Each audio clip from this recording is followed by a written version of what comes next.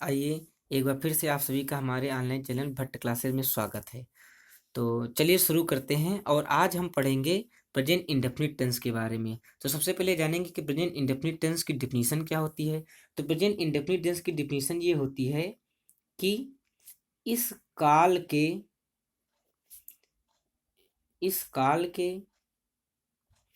वाक्यों के अंत में इस काल के वाक्यों के अंत में ता है, ती है, ते हैं आदि शब्द आते हैं। आदि शब्द आते हैं। आदि शब्द आते हैं। आदि शब्द आते हैं तथा मेन वर्ब की फर्स्ट फॉर्म का यूज किया जाता है। फर्स्ट फॉर्म का यूज या प्रयोग किया जाता है। देखिए, ये डिफिनीशन है कि मतलब अगर आपके पास अगर कोई सेंटेंस दिया गया है और जिसके अंत में ता है, ती है, ते है, ता हूं, ते हो आदि शब्द आ जाते हैं तो जान लीजिएगा कि वो टेंस हमारा कौन सा प्रेजेंट इंडेफिनिट टेंस। प्रेजेंट मतलब वर्तमान काल, वर्तमान, इंडेफिनिट मतलब अपूर्ण और टेंस मतलब काल। मतलब इसमें कार्य के जो है अपूर्ण होने का बोध मिलता है, मतलब कार्य पूरा हुआ है इस बात की पूरी जानकारी हमें इसमें नहीं मिलती है। समझ में आ गई बात कि नहीं आ गई? तो ये इसकी क्या है, पहचान है। तो देखिए अब इनके बारे में कुछ बनाते हैं, चार्ट वाइज आपको समझाते हैं। देखिए, तीन प्रकार के इनमें सेंटेंसेस हम लेते हैं शुरुआत में। एक होता है अफर्मेटिव, दूसरा होता है निगेटिव और तीसरा होता है इंट्रोगेटिव। तीसरा कौन सा हो जाएगा? इंट्रोगेटिव। कौन सा हो जाएगा? इंट्रोगेटिव। तो अब हम बात करेंगे अफर्मेटिव में कि अफर्मेटिव कैसे बनता है और निगेटिव इंट्रोगेटिव में कैसे बन। देखिए अफर्मेटिव में होता क्या है, आई, वी, यू, दे या कोई अगर प्लूरल नाउन दी गई है तो इन सभी के साथ में केवल हम मेन वर्ब की फर्स्ट फॉर्म का यूज कर देते हैं। मेन वर्ब की फर्स्ट फॉर्म का यूज कर देते हैं और उसके बाद में डायरेक्ट ऑब्जेक्ट राइट कर देते हैं। जैसे फॉर एग्जाम्पल अगर हम बात करें कि मैं पुस्तक पढ़ता हूँ, मैं पुस्तक पढ़ता हूँ, बाकी और इसमें कुछ यूज नहीं करते, केवल सिंपल से एक सेंटेंस बना लेते हैं। जिससे कि अगर अफर्मेटिव में क्या हो गया, इस तरह सेंटेंस मैं पुस्तक पढ़ता हूँ तो क्या हो जाएगा, सबसे पहले क्या लिखेंगे, सब्जेक्ट राइट करते हैं और सब्जेक्ट हमारा क्या होता है, आई। ये इधर वाले जो होते हैं सब्जेक्ट होते हैं, सब्जेक्ट को राइट करेंगे और उसके बाद मेन वर्ब की थर्ड फॉर्म को यूज करते हैं। और पढ़ने की फॉर्म क्या होती है, रीड होती है। तो क्या हो जाएगा, आई रीड। और पुस्तक पढ़ रहे हैं तो क्या हो जाएगा, आई रीड द बुक। तो इस तरह से हम इन सेंटेंसेस को बना लेते हैं। अगर हम पुस्तक पढ़ते हैं तो हो जाएगा वी रेड द बुक। तुम पुस्तक पढ़ते हो, यू रेड द बुक हो जाएगा। वे पुस्तक पढ़ते हैं, दे रेड द बुक हो जाएगा। या बच्चे पुस्तक पढ़ते हैं, the children read the book हो जाएगा। तो इस तरह से हम सेंटेंसेस को प्रेजेंट इंडेफिनिट टेंस में बनाते हैं। तो अब हम बात करते हैं निगेटिव सेंटेंसेस के बारे में। निगेटिव में क्या होता है, हम थर्ड प्लेस में नॉट लगा देते हैं और हेल्पिंग वर्ब के रूप में हम डू या डच का यूज करते हैं। तो शुरुआत में अगर आई वी यू दे दिया गया है, आई वी यू दे या कोई प्लूरल नंबर दी गई है तो इनके लिए निगेटिव सेंटेंसेस में डू नॉट का यूज करते हैं और शॉर्टकट में हम इसको डोंट कह देते हैं लोग। तो क्या निगेटिव में इनके बाद में डू नॉट का यूज कर देते हैं और उसके बाद में किसका यूज कर देते हैं, मेन वर्ब की फर्स्ट फॉर्म का, और उसके बाद में ऑब्जेक्ट राइट कर देते हैं। अगर इसका एग्जाम्पल बनाएंगे तो क्या हो जाएगा, जैसे हो जाएगा हमने लिख दिया कि हम क्रिकेट हम क्रिकेट नहीं खेलते हैं। जैसे हमने एक सेंटेंस ले लिया, हम क्रिकेट नहीं खेलते हैं। तो जब इनकी हम जो है अगर ट्रांसलेशन बनाएंगे तो सबसे पहले क्या लिखेंगे, हम के लिए क्या होता है, वी होता है, वी। फिर उसके बाद में क्या लिखेंगे, do not. We do not खेलने के लिए वर्ब हम यूज करते हैं प्ले, और प्ले के बाद में किसी भी आर्टिकल का यूज नहीं किया जाता है, तो डायरेक्टली हम क्या राइट कर देंगे, प्ले क्रिकेट हो जाएगा। We do not play cricket. तो इस तरह से हम नेगेटिव सेंटेंसेस बना लेते हैं। और हमारा इधर वाला टॉपिक क्या है, ये इंट्रोगेटिव सेंटेंस। और ये इंट्रोगेटिव सेंटेंस कैसा वाला है, यस आर नो टाइप का सेंटेंसेस है, मतलब जिनमें उत्तर जो है हम केवल हाँ और नहीं में दे सकते हैं। ऐसे सेंटेंसेस का यहाँ पर हम चार्ट में आपको बता रहे हैं। केवल हाँ या ना में जवाब दे देंगे तभी हमारा काम कंप्लीट। तो जब इंट्रोगेटिव सेंटेंस है ये सारे नो टाइप होते हैं, तो वो इनको बनाना बहुत आसान होता है। इसमें करते क्या है हम, जो हमारी हेल्पिंग वर्ब है, अगर कोई पूछेगा कि प्रेजेंट इंडेफिनिट टेंस की हेल्पिंग वर्ब क्या होती है, तो प्रेजेंट इंडेफिनिट टेंस की हेल्पिंग वर्ब डू या डज होती है। आई वी यू दे के साथ में डू का यूज कर देते हैं, जबकि ही सी इट या कोई नेम होता है तो सबके साथ में डज का यूज करते हैं, जो भी हम नीचे बनाएंगे। तो इसमें क्या कर देते हैं, इसमें हम क्या करेंगे, हेल्पिंग वर्ब में जो हमारी डू दी गई है इसको क्या कर देते हैं, सबसे बाहर निकाल लेते हैं। उसके बाद में जो हमारे सब्जेक्ट होते हैं इनको अंदर राइट कर देंगे, आई वी यू दे या कोई जो प्लूरल नंबर होती हैं इन सबको हम अंदर कर देते हैं। और उसके बाद फिर क्या लिख देते हैं, मेन वर्ब की फर्स्ट फॉर्म, मेन वर्ब की फर्स्ट फॉर्म, और उसके बाद में ऑब्जेक्ट राइट कर देते हैं। क्या राइट कर देते हैं, और बाद में क्वेश्चन मार्क लगा दिया जाता है। जैसे कि हम अगर एग्जाम्पल के तौर पर ले लें, क्या क्या वे क्या वे पुस्तक पढ़ते हैं। जैसे हमने एक सेंटेंस ले लिया, क्या वे पुस्तक पढ़ते हैं, तो इसका क्या हो जाएगा, सबसे पहले हमने क्या बताया था, हेल्पिंग वर्ब के रूप में डू का यूज कर देते हैं, और उसके बाद फिर वे के लिए किसका यूज करते हैं, दे का यूज करते हैं। तो हो जाएगा डू दे, और उसके बाद फिर क्या हो जाएगा, रीड, और उसके बाद हो जाएगा बुक। तो इस तरह से जो है हम इन सेंटेंसेस को बना लेते हैं। ठीक, तो यस आर नो टाइप के सेंटेंसेस हो गए। तो ये क्या हो गए, आई वी यू दे या प्लूरल नंबर्स का जो हम किस प्रकार से affirmative sentence, negative sentence, interrogative sentence कैसे बनाते हैं, हमने आपको इसमें समझा दिया। अब हम आगे बढ़ेंगे, आगे बढ़ते हैं और हम सिंगुलर नंबर्स के बारे में चर्चा करेंगे। जैसे मान लीजिए कई सेंटेंसेस में ही दिया गया है, क्या दिया गया, सी दिया गया है, इट दिया गया है, या कोई नेम दिया गया है, तो या कोई सिंगुलर नंबर दी गई है, तो उस कंडीशन में हम जब अफर्मेटिव सेंटेंस में बनाते हैं तो मेन वर्ब की फर्स्ट फॉर्म तो लिखते ही लिखते हैं। क्या लिखते हैं, मेन वर्ब की फर्स्ट फॉर्म तो लिखते ही लिखते हैं, लेकिन उसके साथ में उसके अंत में हम एस या ईएस जोड़ देते हैं। क्या जोड़ते हैं, मेन वर्ब की फर्स्ट फॉर्म के अंत में एस या ईएस जोड़ दिया जाता है, और उसके बाद में फिर क्या कर देते हैं, हम ऑब्जेक्ट राइट कर देते हैं। तो ये होती है इनकी पहचान। फॉर एग्जाम्पल, जैसे वह पुस्तक पढ़ता है, वह पुस्तक पढ़ता है, तो वह पुस्तक पढ़ता है तो क्या हो जाएगा, सबसे पहले वह के लिए क्या लगाएंगे, ही लगाएंगे, और उसके बाद फिर क्या हो जाएगा, मेन वर्ब की फर्स्ट फॉर्म।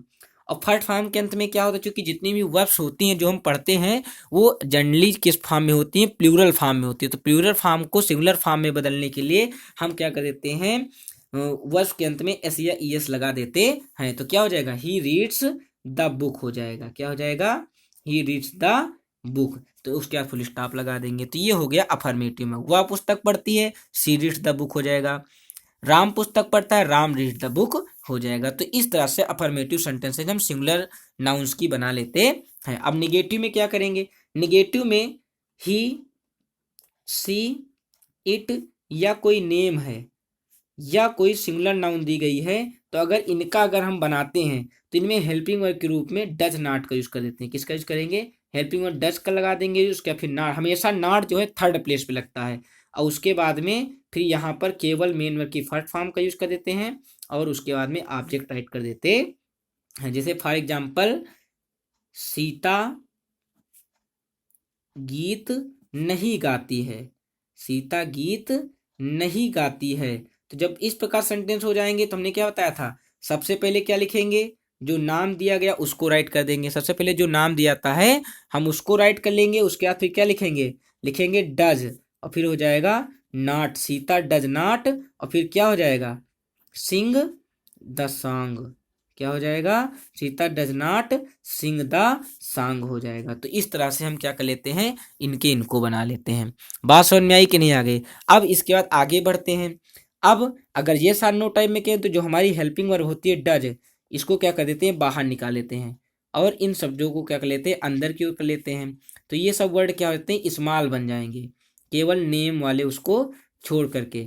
और उसके बाद में मेन वर्ब की फर्स्ट फॉर्म का यूज कर देते हैं, और प्लस उसके बाद में क्या जोड़ देते हैं, ऑब्जेक्ट, और बाद में क्वेश्चन मार्क लगा देते हैं। जैसे फॉर एग्जाम्पल, क्या वह आम खाता है। जैसे हमने एक सेंटेंस ले लिया, क्या वह आम खाता है, तो सबसे पहले क्या लगाएंगे, डज लगा देते हैं। हेल्पिंग वर्ब के रूप में डज चूंकि बाहर निकाल लेते हैं, डज को बाहर निकालेंगे, और फिर उसके बाद क्या लिख देंगे, ही, और उसके बाद फिर क्या हो जाएगा, खाने के लिए ईट होती है। देखिए केवल एस या ई एस केवल अफर्मेटिव सेंटेंस में ही लगाते हैं, अदर किसी भी सेंटेंस में जो हम एस या ई एस का यूज नहीं करते हैं। निगेटिव में डज का यूज कर देंगे, ही सी इट सीताराम के साथ में जो भी होगा। सिंगुलर नाउन दी गई तो डज नॉट का यूज कर देते हैं, और इंट्रोगेटिव में हेल्पिंग वर्ड डज को बाहर निकाल लेते हैं। तो क्या हो जाएगा, डज ही ईट मैंगो, क्या हो जाएगा, डज ही ईट मैंगो, उसके बाद में क्वेश्चन मार्क लगा देते हैं। तो ये हो गए इनके, ये जो है सिंपल, आपको मैंने बता दिया प्रेजेंट इंडेफिनिट टेंस का सिंपल सा चार्ट। तो ये चीज आप लोगों को समझ में आ गई। अब अगर मान लीजिए कि कहीं पर अगर सेंटेंसेज आपको क्या दिए गए हों, डब्ल्यू एस टाइप वाले दिए गए हों, क्या वाले दिए गए हों, डब्ल्यू टाइप क्या होते हैं सेंटेंसेज, डब्ल्यू एफ सेंटेंसेज वे सेंटेंसेज होते हैं जिनका जो है हम केवल यस और नो में आंसर नहीं दे सकते हैं। मतलब इनके लिए हमें क्या करना होगा, इनके लिए हमें रीजन देना होगा। जैसे फॉर एग्जाम्पल कि वह आम क्यों खाता है, तो आम क्यों खाता है तो रीजन देना पड़ेगा कि उसे जो है ताकत चाहिए या क्या भी चाहिए, ये उसे फुर्ती चाहिए, या वो स्वाद स्वाद लेने के लिए खाता, मतलब इसमें रीजन देना पड़ेगा। वो कैसे खाता तो बताना है, मुंह से खाता है, मतलब हाँ एग्जाम्पल के तौर पे बता रहे हैं। तो इसके लिए इन चीज़ों को जानना जरूरी है। तो जब W S types, W S word कौन कौन से होते हैं पहले उनको जानेंगे। डब्ल्यू से वाई हो गया, वाट हो गया, हाउ हो गया, वैन हो गया, वेयर हो गया, ये सब डब्ल्यू एस वर्ड होते हैं। तो सबसे पहले इनका रूल लिख लीजिए। इनका रूल में लिख देते हैं, ये इनका रूल बिल्कुल इन्हीं जैसा सेम होता है, बस फर्क इतना होता है कि इस प्रकार के सेंटेंस में हम सबसे पहले डब्ल्यू एच वर्ड को बाहर निकाल लेते हैं। डब्ल्यू एच को बाहर निकालेंगे, उसके बाद में जो हमारी हेल्पिंग वर्ब होती है, हेल्पिंग वर्ब हमारी क्या होती है, प्रेजेंट इंडेफिनिट टेंस की डू या डज होती है, उनको राइट कर देंगे। उसके बाद में हम सब्जेक्ट को राइट कर देते हैं, और सब्जेक्ट बाद में अगर क्वेश्चन में नॉट दिया गया तो नॉट लगाएंगे, अदरवाइज नहीं लगाएंगे। और उसके नॉट लगाने के बाद में फिर मेन वर्ब की फर्स्ट फॉर्म राइट कर देते हैं, मेन वर्ब की फर्स्ट फॉर्म राइट कर देंगे। और उसके बाद में मेन वर्ब की फर्स्ट फॉर्म राइट करने के बाद में हम क्या लगा देते हैं, ऑब्जेक्ट राइट करके फिर क्वेश्चन मार्क लगा देते हैं। तो ये क्या है, ये जो है डब्ल्यू एस टाइप सेंटेंसेस को बनाने का जो है रूल या फार्मूला होता है। जैसे कि फॉर एग्जाम्पल, जैसे हमने कह दिया कि बच्चे खाना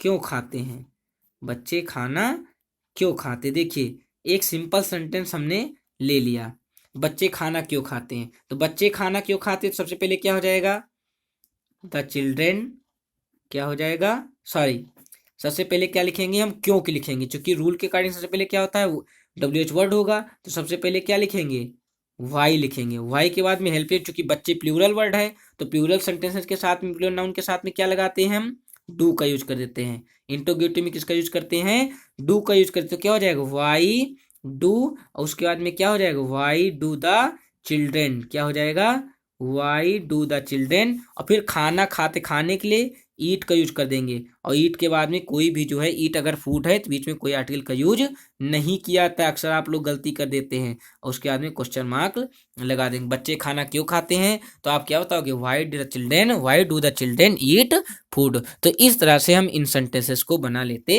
हैं। देखिए एक और है, एक इसमें सबसे इंपॉर्टेंट चीज है, और इस तरह के क्वेश्चन बहुत आते हैं, हु वाले वाक्य। देखिए हु वाले वाक्य जो हैं वो सिंपल अफर्मेटिव की जैसे इनको बनाया जाता है। हु वाले वाक्य, अगर मान लीजिए कि अगर कहीं पर हु वाले वाक्य आ गए, तो हु वाले जो वाक्य होते हैं उनको इस तरह से बनाया जाता है। किस तरह बनाएंगे, इनका जो रूल होता है कि सबसे पहले क्या करेंगे, हम हु को राइट कर देते हैं। इनका जो रूल होता है, रूल में सबसे पहले हु को राइट करते हैं। क्या करते हैं, रूल में सबसे पहले हु को राइट करते हैं, और हु को राइट करने के बाद में हम मेन वर्ब की फर्स्ट फॉर्म राइट करते हैं। क्या राइट करते हैं, मेन वर्ब की फर्स्ट फॉर्म राइट करते हैं, और उसके बाद में उसमें एस या ईएस जोड़ देते हैं। बताएंगे कि आपको किसके साथ में एस का यूज करते हैं और किसके साथ में ईएस का यूज किया जाता है नेक्स्ट वीडियो में। और एस या ईएस के बाद में क्या कर देते हैं, फिर जो है हम ऑब्जेक्ट लिख देते हैं और उसके बाद में क्वेश्चन मार्क लगा देते हैं। तो ये जो होता है हु वाले वाक्यों का सेंटेंस। देखिए हु एक ऐसा वर्ड है इंट्रोगेटिव जिनको जो है अफर्मेटिव सेंटेंसेस की बात बनाया जाता है। जैसे फॉर एग्जाम्पल कि अभी हम कह दें कि जैसे फॉर एग्जाम्पल हमने ले लिया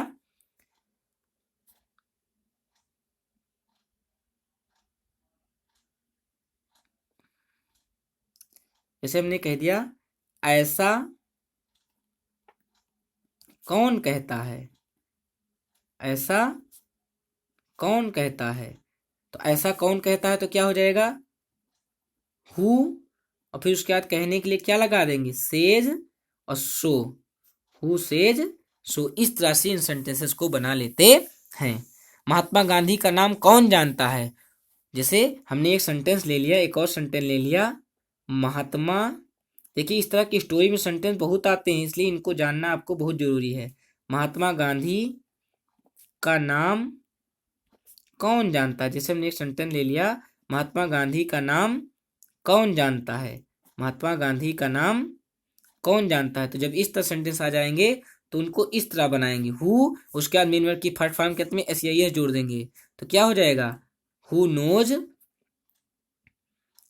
महात्मा गांधी। देखिए नेम के लिस्ट में कुछ और नहीं राइट करेंगे बट डायरेक्टली राइट कर देंगे महात्मा गांधी, बस हो गया महात्मा गांधी।